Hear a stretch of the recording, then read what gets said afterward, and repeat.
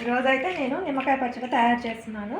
ముందుగా నిమ్మకాయ ముక్కలు తీసుకొని కొద్దిగా ఎల్లిపాయ దంచి పెట్టుకున్నాను. ముందే ఎల్లిపాయ ముద్ద,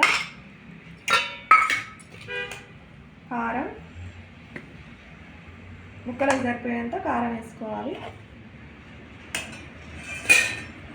నిమ్మకాయలు నేను ఊరేసుకున్నప్పుడే ఉప్పు బాగానే వేసుకున్నా కాబట్టి కొద్దిగా వేసుకుంటున్నా. ఉప్పు,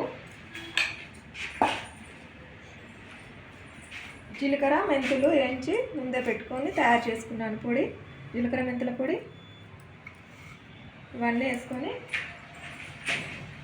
ఒకసారి కలుపుకోవాలి.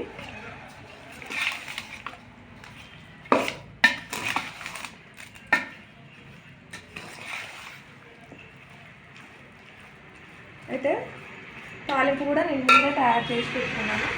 నూనె కాగినాక ఒట్టిమిరపకాయలు, ఎల్లిపాయలు, పసుపు వేసి తాలింపు చేసుకొని చల్లార్చి ఇప్పుడు కలుపుకుంటున్నాను.